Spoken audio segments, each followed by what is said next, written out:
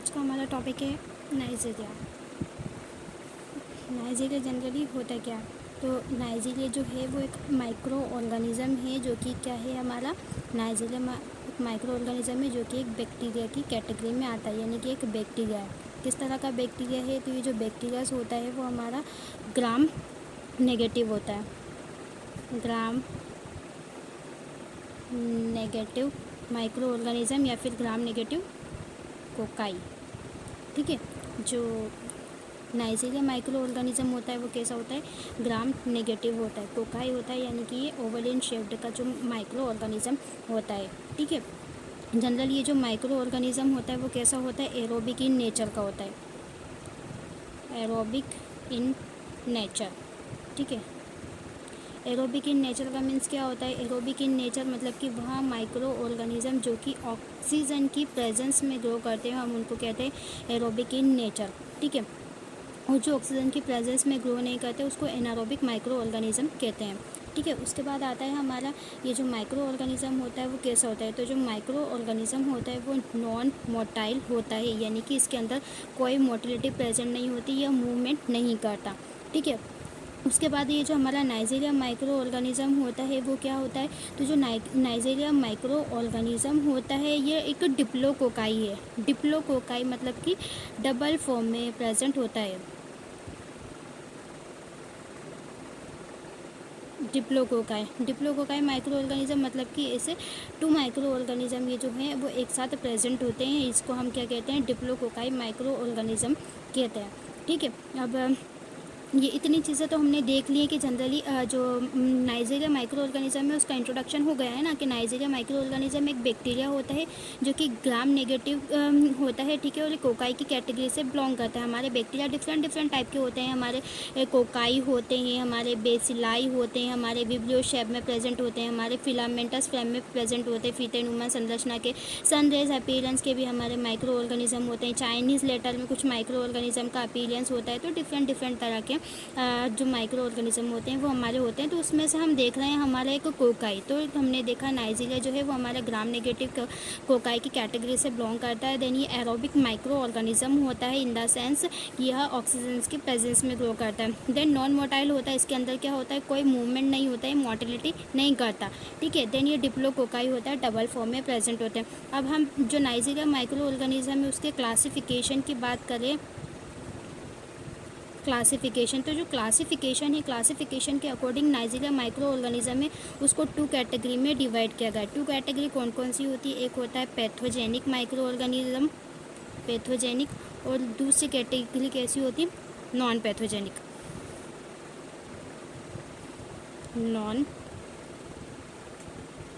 Non pathogenic micro organism.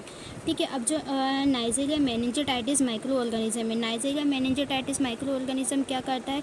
तो ये cause करता है पायोजेनिक इन्फेक्शन। ठीक है, कॉज पायोजेनिक इन्फेक्शन। ठीक है, तो जो नाइजीरिया माइक्रो ऑर्गेनिज़म है, सॉरी अपन माइक्रो ऑर्गेनिज़म है उसके नाम तो बताया ही नहीं। ठीक है, तो जो क्लासिफिकेशन है, क्लासिफिकेशन के अकॉर्डिंग नाइजीरिया माइक्रो ऑर्गेनिज़म को 2 कैटेगरी में डिवाइड किया गया है, पैथोजेनिक और नॉन पैथोजेनिक। पैथोजेनिक में जो है हमारे माइक्रो ऑर्गेनिज़म वो कौन कौन से आते हैं? तो हम इसको हटा देते हैं। पहले पैथोजेनिक माइक्रो ऑर्गेनिज़म होता है, इसके अंदर सबसे पहले आता है हमारा नाइजीरिया मेनिंजाइटिस। ठीक है, और सेकंड होता है नाइजीरिया गोनोरी। ठीक है, तो पैथोजेनिक माइक्रो ऑर्गेनिज़म होते हैं। इन पैथोजेनिक माइक्रो ऑर्गेनिज़म को जनरली 2 कैटेगरी में डिवाइड किया गया है, नाइजीरिया मेनिंजाइटिस और नाइजीरिया गोनोरी। अब जो नाइजीरिया मेनिंजाइटिस है वो क्या कॉज करता है? तो Nigeria meningitis pyogenic infection cause करता है, पायोजेनिक इन्फेक्शन। ठीक है, नाइजीरिया मेनिंजाइटिस है वो पायोजेनिक इन्फेक्शन कॉज करता है। पायो का मतलब होता है यहाँ पर पस, है ना। तो और क्या करेगा ये नाइजीरिया माइक्रो ऑर्गेनिज़म? मेनिंजाइटिस यानी कि वर्ड समझ में आ रहा है, मेनिंजस मतलब हमारा जो ब्रेन का पार्ट होता है एक मेनिंजस, उस मेनिंजस के अंदर इन्फेक्शन कॉज करता है। जो हमारा ब्रेन का पार्ट होता है मेनिंजस, उस मेनिंजस के अंदर ये क्या करेगा, तो ये पस फॉर्मेशन के लिए रिस्पॉन्सिबल होता है, ठीक है। और नाइजीरिया गोनोरी, नाइजीरिया गोनोरी क्या करता है, तो नाइजीरिया गोनोरी जो होता है वो कॉज करता है gonorrhoea disease, gonorrhoea disease cause करता है। गोनोरिया डिसीज़ क्या होती है ये, तो ये एक STDs डिसीज़ होती है, मतलब कि एक सेक्सुअली ट्रांसमिटेड डिसीज़ होती है, ठीक है। आगे हम इसके बारे में भी बात करेंगे डिटेल में, ठीक है। अब हम देखते हैं non pathogenic micro organism. Non pathogenic micro organism होते हैं जनरली वो, उनको 3 कैटेगरी में डिवाइड किया गया है, यानी वो 3 टाइप के माइक्रो ऑर्गेनिज्म होते हैं। कौन कौन से होते हैं, नाइजीरिया फ्लेवस,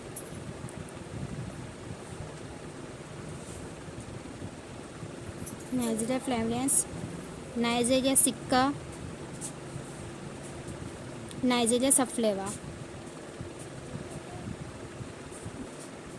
है ना। तो माइक्रो ऑर्गेनिज्म जो है उनकी ये 3 सब कैटेगरीज होती है। ये तीनों माइक्रो ऑर्गेनिज्म होते हैं वो नॉन पैथोजेनिक होते हैं, यानी पैथोजेनिक माइक्रो ऑर्गेनिज्म कौन से होते हैं, ओनली 2 माइक्रो ऑर्गेनिज्म जो होते हैं ग्राम नेगेटिव की कैटेगरी में, वो डिसीज़ क्वाज करने के लिए कैपेबल होते हैं, नाइजीरिया मेनिंजेटाइटिस और नाइजीरिया गोनोरी। नाइजीरिया मेनिंजेटाइटिस होता है वो क्या करता है, तो नाइजीरिया मेनिंजेटाइटिस पस फॉर्मेशन के लिए रिस्पॉन्सिबल होता है ना, ये पायोजेनिक इन्फेक्शन कॉज करता है। और नाइजीरिया जो गोनोरी होता है वो क्या करता है, गोनेरोकोकस डिसीज़ क्वाज करता है या गोनेरी डिसीज़ क्वाज करता है, यानी STDs डिसीज़ होती है जो कि सेक्सुअली ट्रांसमिटेड डिसीज़ होती है। मेल और फीमेल के जो जेनाइटल ऑर्गन होते हैं वहाँ पर इन्फेक्शन कॉज करने के लिए कैपेबल होती है, ठीक है। तो जनरली जो नाइजीरिया मेनिंजेटाइटिस है, ठीक है, नाइजीरिया मेनिंजेटाइटिस है, नाइजीरिया मेनिंजेटाइटिस होता है वो क्या करता है, ये एक मेनिंजोकोकस माइक्रो ऑर्गेनिज्म होता है। तो ये जो मेनिंजोकोकस माइक्रो ऑर्गेनिज्म है इसको फर्स्टली आइसोलेट किया गया था, कहाँ पर, तो फर्स्टली आइसोलेट किया,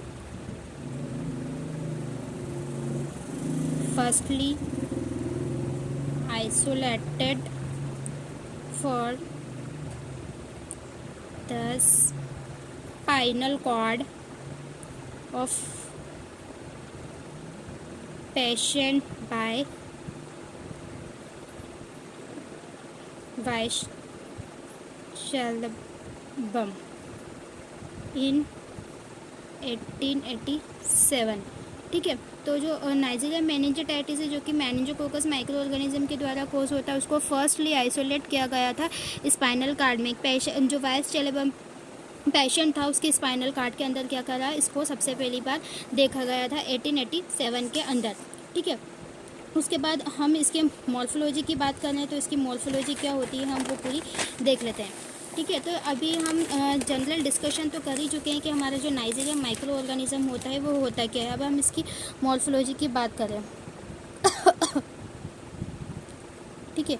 मॉर्फोलॉजी के अकॉर्डिंग माइक्रो ऑर्गेनिज्म होते कैसे हैं, तो ये जो माइक्रो ऑर्गेनिज्म है जनरली कैसे होते हैं, ग्राम नेगेटिव कोकाई, ठीक है। नाइजीरिया कैसा होता है, ग्राम नेगेटिव कोकाई होता है।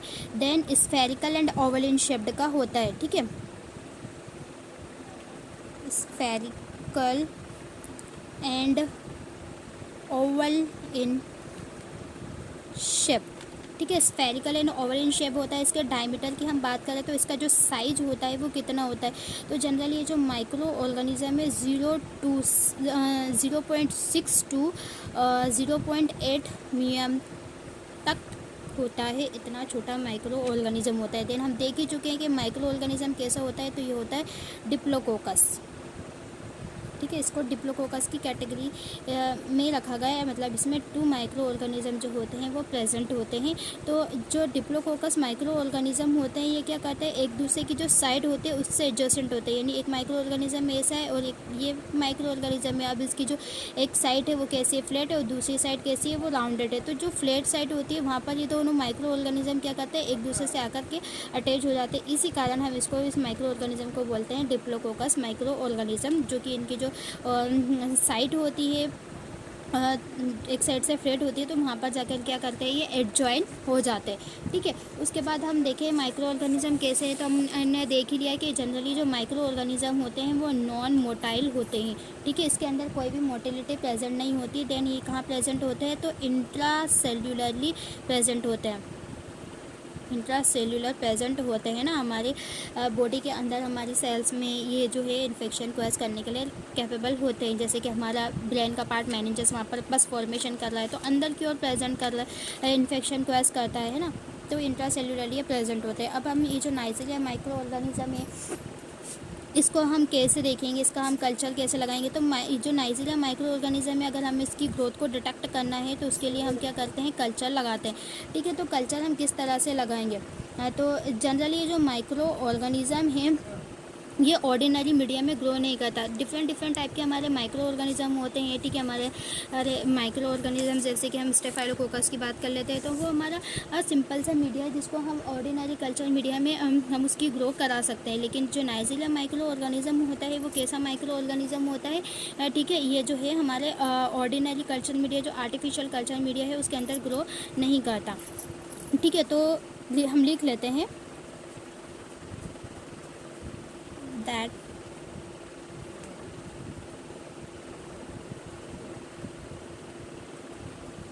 cannot be grow on ordinary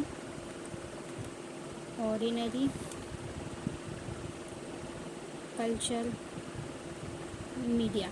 ठीक है, यह ऑर्डिनरी कल्चर मीडिया में ग्रो नहीं करता। इसको ग्रो करने के लिए क्या चाहिए होता है, तो इसको ग्रो करने के लिए हमें एनरिच्ड मीडियम की या उसके साथ हमें ब्लड एंड सीरम की रिक्वायरमेंट होती है। तो it will be grow on enriched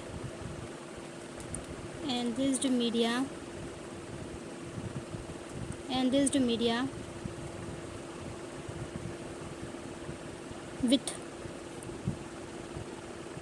blood and serum।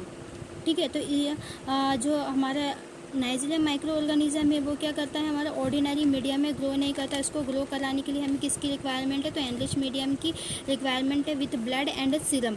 ठीक है, तो हम इसके अंदर क्या लेंगे, तो सबसे पहले हमारे कॉमनली यूज्ड मीडियम हम लिख लेते हैं कि कॉमनली जो हमारे, हम इसमें भी 2 टाइप के मीडिया यूज़ कर सकते हैं। हम बोल सकते हैं कि हम इसमें जनरली जो कल्चर मीडिया होते हैं वो 2 टाइप के मीडिया यूज़ किए जाते हैं। वो 2 टाइप्स के मीडिया कौन कौन से होते हैं हम उसके बारे में बात कर लेते हैं। तो फर्स्टली आता है हमारा commonly used medium.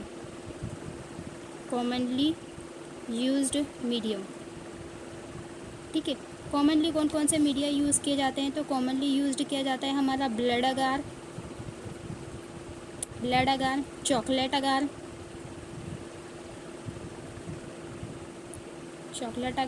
And Mueller Hinton अगार।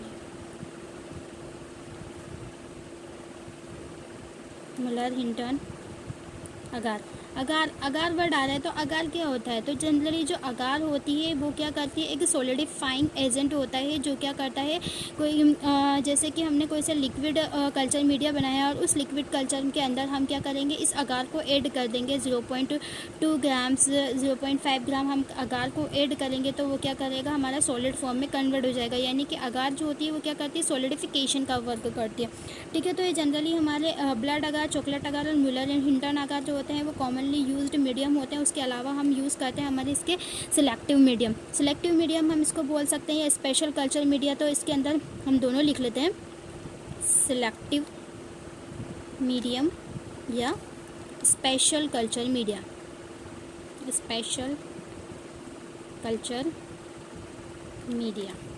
ठीक है, तो स्पेशल कल्चर मीडिया में कौन कौन सा आता है, तो इसमें आता है हमारा थायर मार्टिन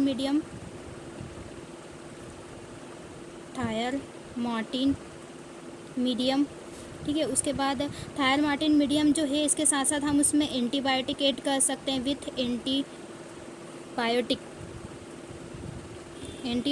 एंटीबायोटिक में हम कौन कौन सी ऐड करेंगे, तो जैसे हमारे वेंकोमाइसिन है, कोलिस्टीन है, निस्टेटिन है, ट्राइमेथोप्रोम जो एंटीबायोटिक है, हम इसको इस थायर मार्टिन मीडियम के साथ उसको एंटीबायोटिक को ऐड करके भी हम इसका कल्चर लगा सकते हैं। उसके बाद नेक्स्ट मीडिया आता है, तो वो आता है हमारा Martin Louis medium.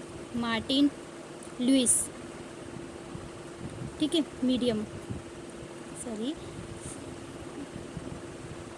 Louis medium. उसके बाद नेक्स्ट आता है हमारा New York media.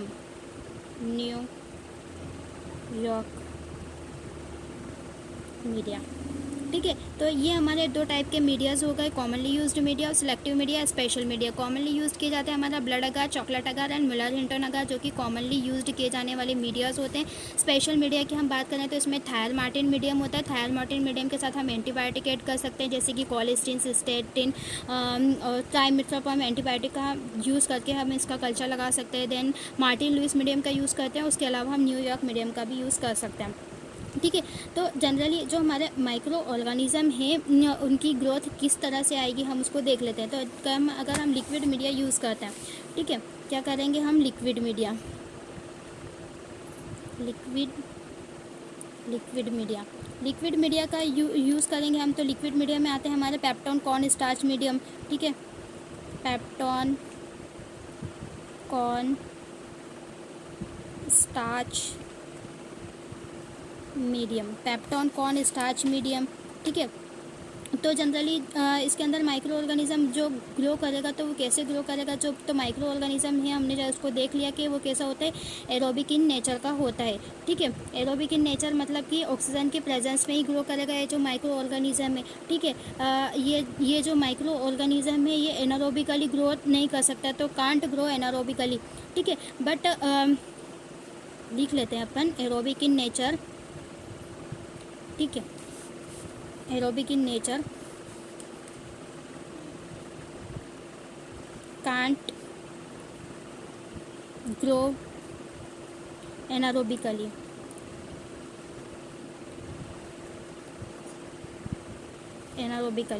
But 5 to 10% carbon dioxide with moist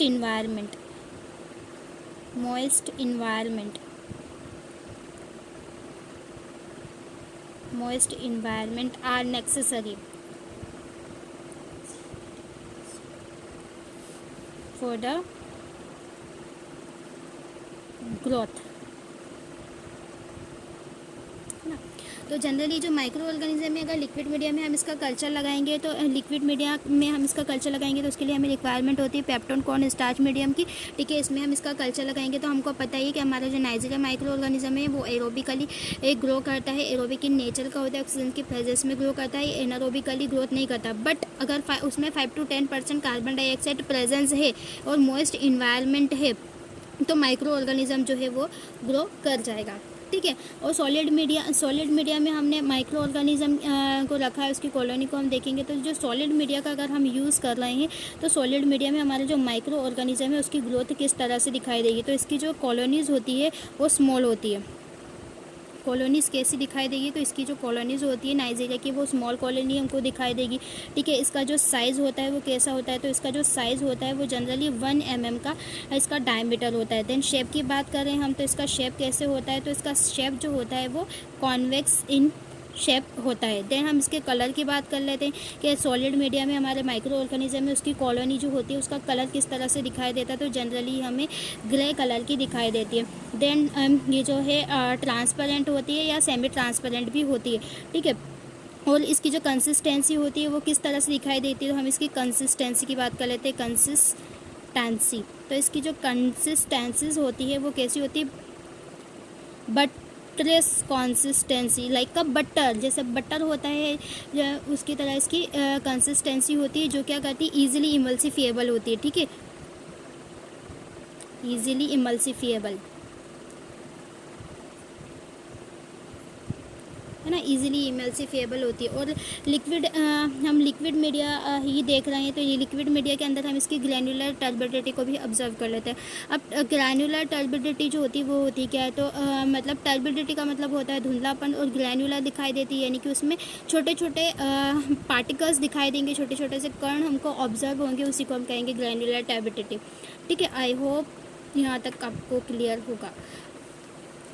उसके बाद हम इसके बायोकेमिकल रिएक्शन की बात कर लेते हैं। तो बायोकेमिकल जो रिएक्शन होती है, बायोकेमिकल रिएक्शन ठीक है। तो बायोकेमिकल रिएक्शन में जनरली जो हमारा माइक्रो ऑर्गेनिज्म है, नाइजीरिया माइक्रो ऑर्गेनिज्म, वो कैसा होता है, तो ये जो माइक्रो ऑर्गेनिज्म है हमारे कैटालिस्ट पॉजिटिव होता है, देन ऑक्सीडाइज भी है पॉजिटिव होता है। अगर हम इसका टेस्ट लगाएंगे तो हमको दोनों पॉजिटिव देखने को मिलेंगे। देन इसके साथ ये ग्लूकोज माल्टोस है का फर्मेंटेशन करने के लिए भी रिस्पॉन्सिबल होता है, यानी कि फर्मेंट कर रहा है। फर्मेंट किसको कर रहा है, ग्लूकोज एंड माल्टोस। ठीक है। तो हमें इस तरह से इसका बायोकेमिकल जो है हम उसका लगा के देख सकते हैं। ठीक है। उसके बाद हम इसकी रेसिस्टेंसी की बात कर लेते हैं। इसकी जो रेसिस्टेंसीज होती है, इसकी सम स्ट्रेंथ होती है वो रेजिस्ट होती है, यानी कि कठोर होती है। ठीक है। हम इसको इसकी जो कॉलोनीज होती है हम उसको पेनिसिलिन एंटीबायोटिक दे करके हम उसको अच्छी तरह से डिस्ट्रॉय कर सकते हैं। देन ये जो नाइजीरिया माइक्रो ऑर्गेनिज्म होता है वो हमारे जो हीट होती है, हीट के प्रति सेंसिटिव होता है। देन डिसइंफेक्टेंट जो भी होते हैं हमारे एंटीबायोटिक, जैसे हम यूज़ करते हैं ampicillin, chloramphenicol, macrolide, ciprofloxacin antibiotic जो होती है इसके प्रति ये कैसा होता है, तो इसके प्रति ये सेंसिटिव होता है। देन हम उसके बाद इसके पैथोजेनेसिस की बात कर लेते हैं। तो ये क्या क्या डिसीज़ क्वेज करता है ना, पैथोजेनेसिस या फिर उसके क्वेजिस। पैथोजेनेसिस मतलब ये क्या क्या डिसीज़ क्वेज करता है। पैथो का मतलब डिसीज़ क्वेज करने वाले माइक्रो ऑर्गेनिज्म। ठीक है। तो ये अपन ने देख लिया कि जनरली जो माइक्रो ऑर्गेनिज्म है ये पायोजेनिक इन्फेक्शन कॉज करता है। ठीक है। पायोजेनिक इन्फेक्शन के साथ साथ ये जो नाइजीरिया माइक्रो ऑर्गेनिज्म है, नाइजीरिया अपन मेनिंजाइटिस की बात करें तो नाइजीरिया मेनिंजाइटिस होता है वो पस फॉर्मेशन के लिए रिस्पॉन्सिबल होता है। देन नाइजीरिया गोनोरी होता है तो वो गोनेरोकोकस डिसीज कॉज करता है। ठीक है। तो पायोजेनिक इन्फेक्शन कॉज करता है ये, है ना। तो ये पायोजेनिक इन्फेक्शन कॉज करेगा किसमें, तो ऑल एज के जितने भी पर्सन होते हैं ऑल पर्सन के अंदर ये डिसीज़ कॉज करेगा। बट ज़्यादातर ये इन्फेक्शन कॉज कहाँ करेगा, तो बट ये मोस्ट कॉमनली इन्फेक्शन कॉज करता है चिल्ड्रन में। बट most commonly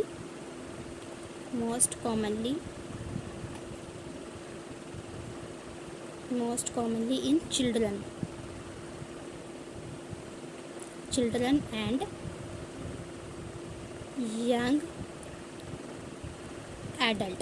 ठीक है। तो most commonly children and young adult के अंदर ये इन्फेक्शन कॉज करने के लिए कैपेबल होता है। देन इसके बाद ये क्या डिसीज़ कॉज करेगा, पायोजेनिक इन्फेक्शन तो कर ही ला, उसके साथ ये मेनिंजोकोकेसीमिया डिसीज़ कॉज कर रहा है, क्योंकि ब्रेन का पार्ट मेनिंजस होता है वहाँ पर इन्फेक्शन कॉज कर रहा है। तो हम लिख सकते हैं मेनिंजोकोकेमिया,